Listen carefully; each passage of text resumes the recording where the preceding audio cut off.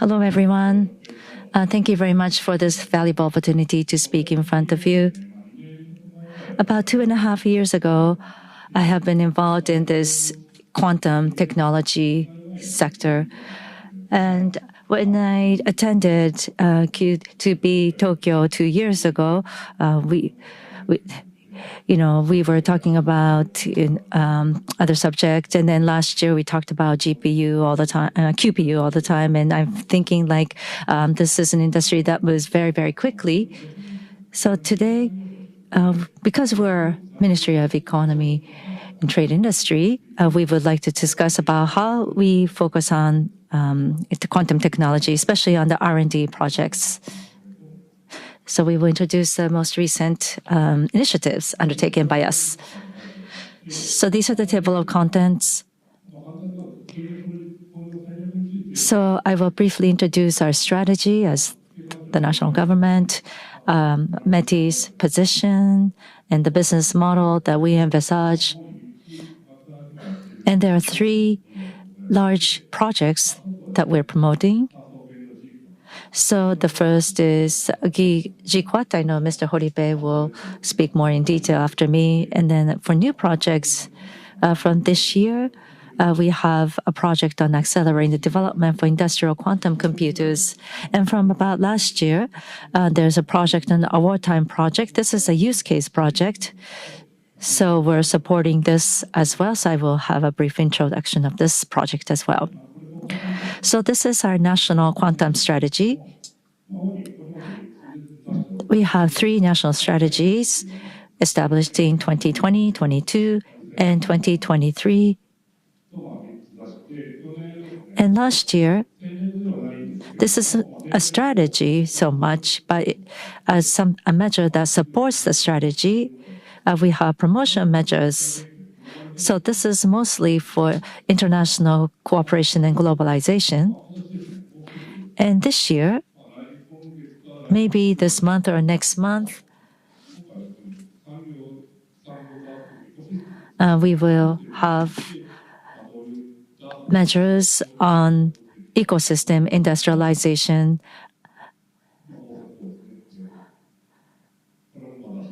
So we're planning to announce our policy, our measure for this area.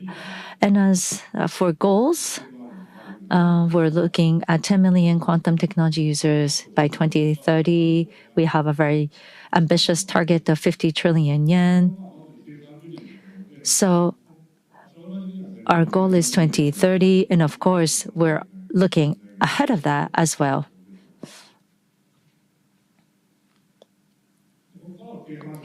So from here, this is what METI does. So what is the positioning of quantum technology in METI? So quantum technology is perceived or understood as a frontier area for us. What is frontier technology? Simply put, it's a cutting-edge technology that will become the seed of the next industry in Japan. So automotive, they're already an industry. So, for example, in METI, we have automotive division. So that would be considered as a frontier. So frontier is something that maybe isn't necessarily an industry, but it will become the next industry. So quantum technology is first and foremost, it's the most prioritized frontier technology. So in 2025, in April, we have established Office for Quantum Industry. I have been posted there. So for more than before, METI will put in more emphasis in promoting quantum technology. And up until now, it was quantum computing was the focus, but we will expand this to, for example, quantum sensing.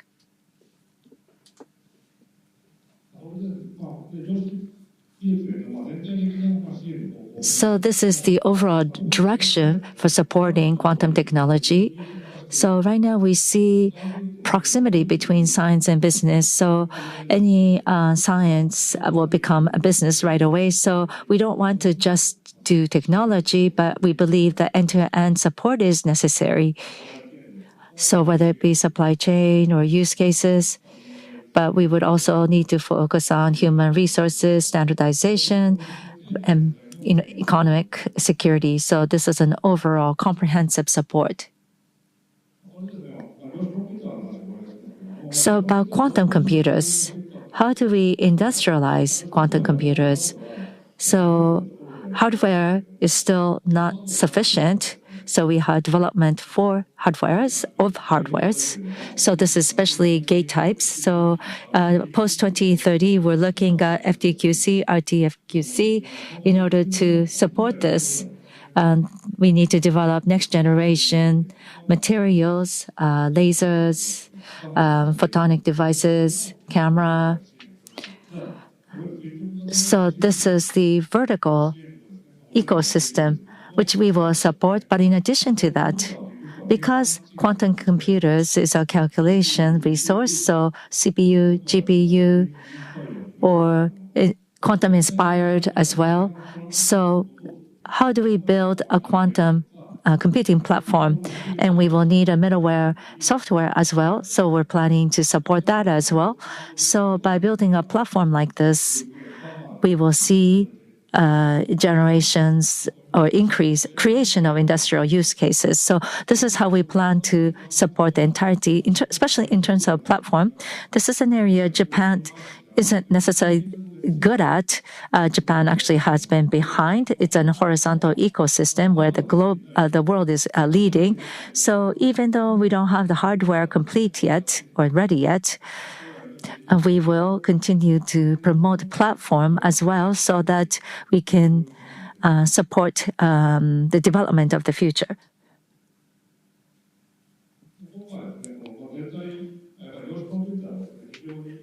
So quantum computing requires unique environment. It's very costly. So we need to build a test bed for the industrial users.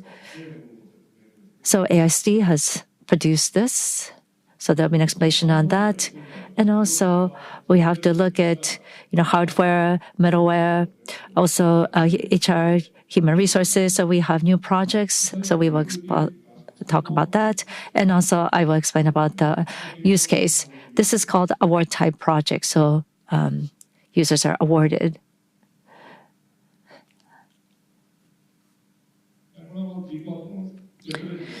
So this is GQuad, which is the test bed. METI has extended a very significant amount of finance. In aggregate of 22 and 23, we have extended 62 billion yen to support this project. And we are planning to, or we're considering extending additional 50 billion in 2024. So they have just, or end of March, they have completed this building. So this will become a global R&D center hub for quantum AI technology. So Mr. Horibe will explain in detail, but here you will see ABC-IQ. This is a large-scale GPU supercomputer. Fujitsu has QFab. This is their quantum computer. And OptQC will do optical photonic quantum computer as well. So they will build facility for phototype C, supercomputer devices, QBAD, which is a facility for evaluating components. So this allows for chiral genetic environment as well. So these are all very unique environment where people can test. So GQuad offers technologies and test bed where everyone can test everything, all these different uniquenesses, so that they can lead us into commercialization. And there's about 10 quantum computers in Japan. METI supports half of them in one way or another. So, for example, AIST's test bed. But in addition to that, we also support the quantum computers that are hosted at RIKEN or University of Tokyo or Equinix at Ariake. So we're supporting the rental cost of computers. So this is the new project by NEDO. This is based on the supplementary budget last year. This is about 50 billion in about 3 years. So this is primarily hardware and middleware, software, and also human resources development. So these are the three pillars to support R&D. We have started the screening process, so call for proposal has been closed. And we're screening. So by July, we should be able to announce what projects will be supported. So with regards to hardware, we have superconducting type, neutral atom, and photonics types. So we have already decided that we will support this. There are, of course, different methods, including ion trap. We fully understand that, but because of the budget constraints, we have decided to just focus on these three. But we will consider expanding our support. So we don't know what we will support in the future, but this is what it is for now. And for components, this isn't so much today's quantum computers, but these are components for the future next generation quantum computers. This is a project about please start building components for the future. So this is not just a superconductor, but it's also photon atoms as well. So for example, we have cryoelectronics.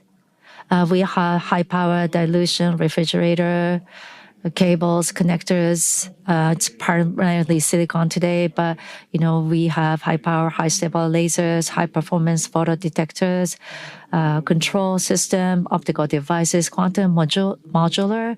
This is like an interface. So this is the lineup of components we will be supporting.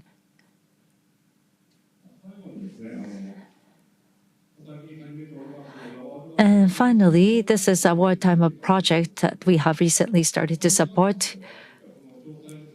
The detail will be announced. There's a Q2B Tokyo. NEDO actually has a booth, and they will be able to give you a lot of details if you visit. But this is, so if there's FTQC, we want to be able to offer a use case right away using FTQC. So we're soliciting different ideas to find seeds for the use cases. So in terms of area, we're looking at Society 5.0, quality of life, and Cool Japan. And in terms of the price, the total will be over 200 million. And the winner of each of the three themes will be given 30 million each. And the second place and the third place, they will receive 20 million and 10 million respectively. So it's 40 million per theme. So altogether, 21 billion. And there will be screening process. But if they're building a quantum computer environment, so the participants will be able to use free QC environment because we will cover the rental cost. And right now, there's an open call for the ultimate theme, and we're accepting proposal for the solutions to these themes. The deadline is June 16th. So if you're interested, please visit the NEDO booth and ask for details. And this is an international conference. Let me announce this. Let me explain how you can participate. So the representative must be a Japanese individual or a corporate or group belonging to Japan, but the team member can be non-Japanese as well. So please listen to NEDO for the explanation. And then this is the timeline. From November last year, we have decided to ask people to submit proposals. Maybe people who do not have a detailed knowledge on QC, and we would extend the educational program. And as for the educational program, this is primarily members of the enterprises, but we had altogether 127 applicants, and we had some high school students in there. The class was probably a master degree level. I wasn't sure how many out of 120 will pass it, but I have been told that more than half of the 127 applicants have completed the course. And then we have also solicited issues, and that's the 3 areas, the themes that I have mentioned earlier. And together we had 110 themes that we have received, and we had experts look at these themes, and they shortlisted it to 44 themes, and this is now publicly available. So that's open. And let me briefly explain some of these themes. So the blue is Society 5.0, yellow is QOL, and green is Cool Japan. So you have solar panel placement, unmanned aircraft, you have Web 3.0, blockchain. Cool Japan is quite interesting because there's games and animations, and also interactive theme park inter-site management. So maybe these are some of the new ideas that people in this conventional quantum industry would not come up with right away. So it's quite interesting. So again, if you're interested, please visit NETO booth.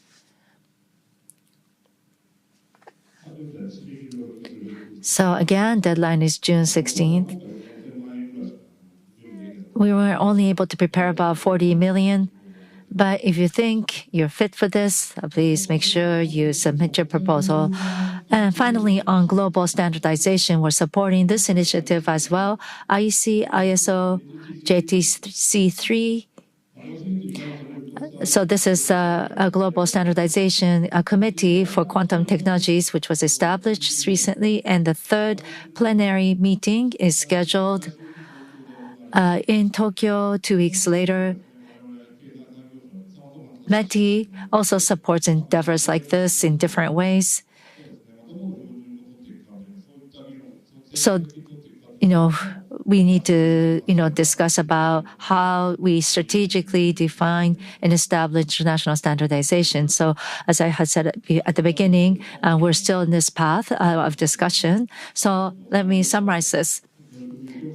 So METI has newly established Office for Quantum Industries to strengthen efforts to industrialize quantum technology. It's not just quantum computer, but we will consider supporting quantum sensing. I did not mention sensing today, but we have started a project of about 200 million yen over the 3 years. So we would like to continue to extend step by step like this. And then for industrialization at QT, we have established GQuad, a testbed that is unique in this world. And we have METI has been supporting various actions like hardware components, middleware, different use cases, standardization. So we will continue to expand our support and strengthen it. So that is all from me. Thank you.